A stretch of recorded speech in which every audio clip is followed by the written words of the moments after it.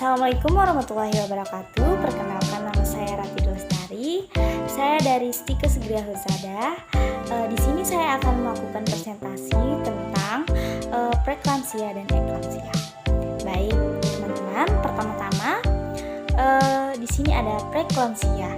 Preeklamsia adalah tekanan darah tinggi yang terjadi pada ibu hamil. Penyebabnya itu penyebab preeklamsia masih belum diketahui secara pasti. Namun kondisi ini diduga terjadi akibat kelainan perkembangan dan fungsi plasenta, yaitu organ yang berfungsi menyalurkan darah dan nutrisi pada janin. Preeklamsia ini dibagi menjadi dua. Yang pertama, preeklamsia ringan dan preeklamsia berat. Preeklamsia ringan adalah timbulnya hipertensi disertai dengan proteinuria dan atau edema setelah umur kehamilan 20 minggu atau segera setelah kehamilan. Gejala ini dapat timbul sebelum umur kehamilan 20 minggu pada penyakit trophoblas. Lalu di sini ada preeklamsia berat. Adalah suatu komplikasi kehamilan yang ditandai dengan timbulnya hipertensi 160/110 mmHg atau milimeter hidrogium atau lebih disertai proteinuria dan atau edema pada kehamilan 20 minggu atau lebih. Nah, bisa kita lihat di sini preeklamsia itu apa sih? Yaitu gejala pada ibu hamil saat bersalin dan masa nifas.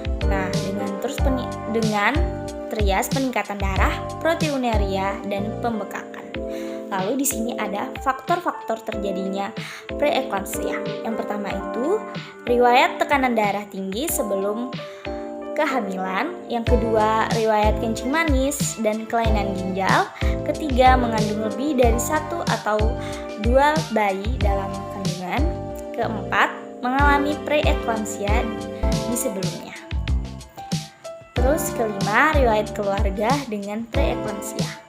Adapun di sini gejala yang perlu diwaspadai. Yang pertama itu berat badan yang meningkat secara drastis akibatnya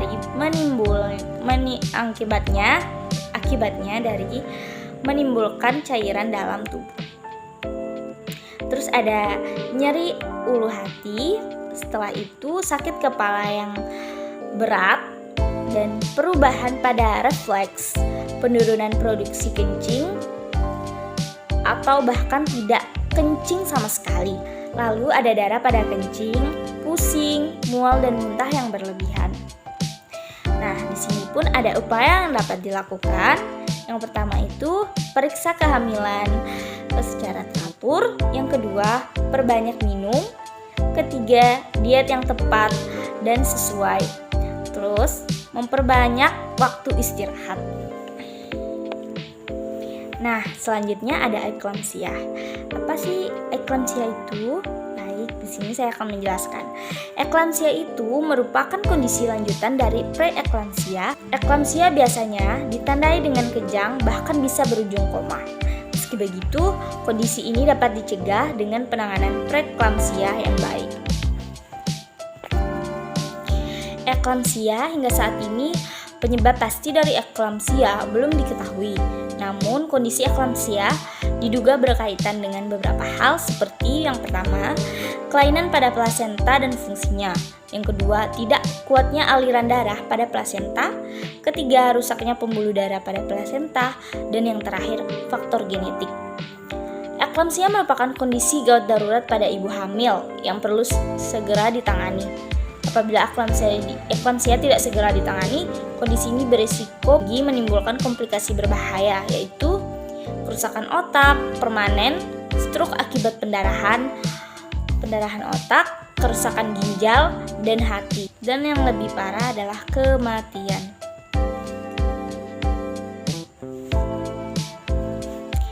Adapun gejala umumnya pada eklamsia, yang pertama itu ada nyeri perut, kedua sakit kepala, bengkak pada tungkai dan wajah, perubahan pada refleks, berat badan bertambah secara drastis, terus gangguan penglihatan, kencing dengan ansietas yang sangat sedikit dan berdarah. lalu mual dan muntah berlebihan, kejang-kejang, koma, hingga hilangnya kesadaran.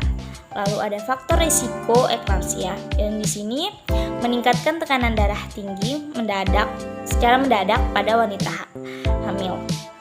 Lalu kedua, kadar protein yang tinggi. Ketiga, adanya pembekakan daerah kaki dan tangan. Lalu memiliki riwayat tekanan darah tinggi dan memiliki riwayat keluarga preeklamsia.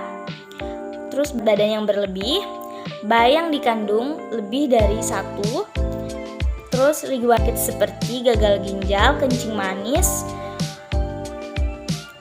lalu ada asupan gizi yang kurang, adanya hambatan darah menuju rahim, lalu tidak menjaga kebersihan makanan, hamil usia kurang dari 20 atau lebih dari 35 tahun. Nah, teman-teman, apabila eklamsia sudah parah hingga mengalami kejang, di sini ada cara penanganan kejang yang tepat. Yang pertama itu memberikan obat anti kejang atau antikonvulsan. Yang kedua, perlengkapan untuk penanganan kejang atau jalan napas, penghisap lendir, masker oksigen, dan oksigen. Lindungi pasien dari kemungkinan trauma, aspirasi mulut, dan tenggorokan. Baringkan pasien pada sisi kiri, posisi Trendelenburg untuk mengurangi risiko aspirasi. Dan yang terakhir, berikan O2 4-6 liter. Dan yang terakhir, berikan O2 4-6 liter. Mungkin itu saja yang bisa saya sampaikan. Baik, mungkin itu saja yang saya sampaikan tentang eklamsia dan preeklamsia. Wabillahi taufiq wal hidayah. Assalamualaikum